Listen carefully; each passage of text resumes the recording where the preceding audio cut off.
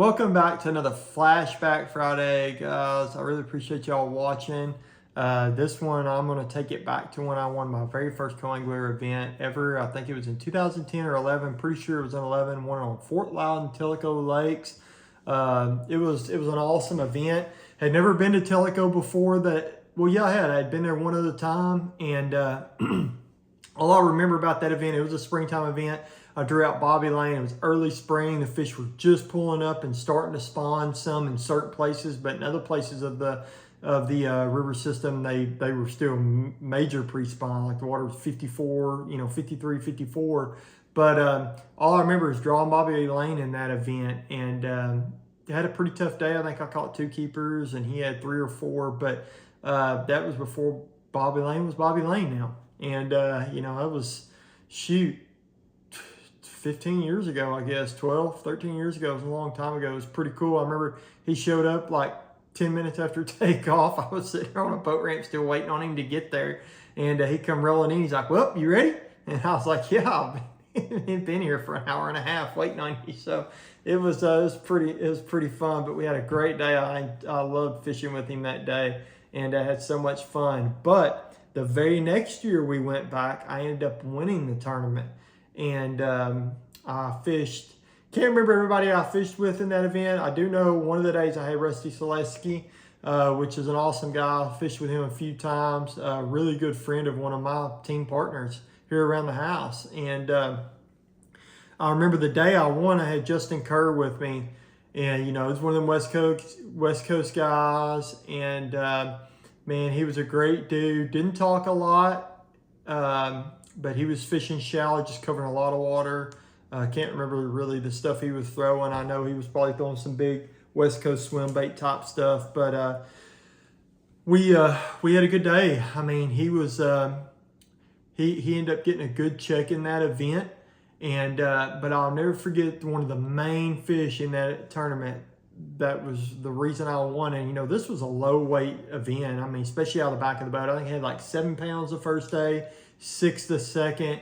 And the last day when I had Justin Curry, I had 11 and a half, and ended up winning because of that, that bigger day. But, it just wasn't a real heavyweight event at all. It was tough. And, but one of the main fish, I remember that day we were going down a bank, and I was catching everything on a rattlesnake, a grande bass rattlesnake, the baby rattlesnake. Can't remember the color. I think it was the one where grande bass is spelled backwards, the bednarg or whatever, however you say it.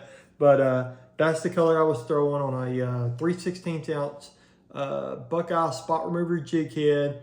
And this was something we had just started throwing back then. And man, it caught them. It caught them good. Every fish I weighed in that event, except for maybe one, I caught on that. The other one I caught on a jerkbait. But I was taking that baby grande bass and just throwing it really shallow and just dragging it. And I was catching a lot of fish on it. It was hard to catch 14-inch fish. That's what they had to be. I was catching a lot of 12 and 13-inch fish, but it was hard to catch 14-inch fish. But this last day, we were going down a bank, and he stopped. He had seen one on a bed, like a 2-pounder, which was like, a really good fish. For there, and he fished for it for about 10 minutes probably. And for some reason, I'm sitting there throwing out of the back of the boat and never noticed. He had never noticed. I just happened to catch movement out of the left corner of my eye.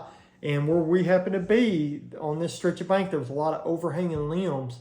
And I seen like a 3.5-pounder just kind of slip its nose out from under this tree, and instantly realized this fish was on a bed, and I could not believe it. And of course, out of the back of the boat, a 3.5-pounder here is huge. That's a huge fish for that place.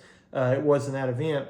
And I remember I made a pitch up there, and this fish reacted to it instantly, went over there and started nipping at my bait, and would just grab the back end of my rattlesnake. And I knew I was going to catch this fish 100% the way she was acting.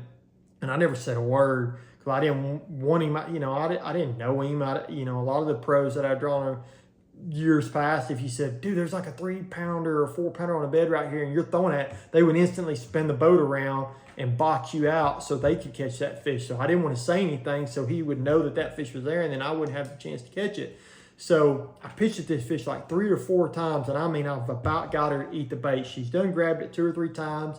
You know, she'd get right over the top of it and turn on her side on it, and was real aggressive, but never got her to completely suck the bait in where I could catch her. And all of a sudden, he kicks the trolling motor high to take off, and the fish that he was fishing for got real skittish or something and just took off, was no longer responding.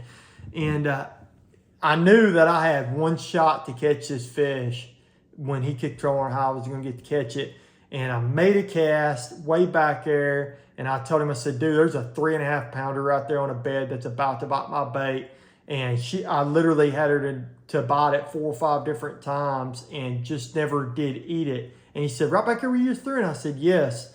And he spun the boat around, and he said, I'm going to let you catch it, because if you catch that fish, you'll win. And man, it was an awesome feeling. The very next pitch, I flipped in there, got that fish to bite. He netted her up for me, and I knew when I caught that fish, I went from like 8 pounds to 11.5 pounds. I had 4 2-pounders, or like one other 3 and 3 more decent keepers that day, and that made my 5th fish, and I knew it was almost a 3.5 pounder. It gave me over 11 pounds, and I was going to have a shot to win. I was like 3 pounds back going into that day, and sure enough, I ended up winning by like 9 ounces, I think.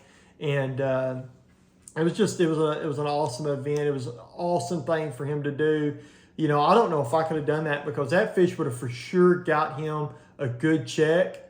Thankfully, me catching that fish allowed me to win. Didn't cost him any money at all, because he ended up catching another really good one after that, an hour or so after it, towards the end of the day, that got him about as far up as he could move in that event without catching a really big one. So it didn't affect him at all. It was a great, it was a great deal, and I ended up winning that event because of that fish. So every time I've seen him since, he knows I've been very grateful for that move. That really kind of, I wouldn't say jump started my career, because it was a co-angler event, but it just really helped a lot. You know, it was $20,000 what it paid. It was my first ever win with FLW as far as a co-angler. I'd won some tournaments out of the back of the boat, or not at the back of the boat, but as a boater in the BFL. But I never won an FLW event at a national level. And even though it was out of the back of the boat, it still felt great. Got that bigger trophy, $20,000, the most I'd ever won in a fishing tournament at the time. And yeah, it was just a great feeling. But that one's always held a special place in my heart, winning that event. And I couldn't have done it if Justin hadn't turned around and let me catch that fish. Because like I said, I 100% would not have won without that fish. So I know he probably doesn't watch my videos, but if he did, thanks again, Justin, for letting me catch that fish off a bed. And yeah, that was the most memorable win as a co-angler for me. And I appreciate you guys watching.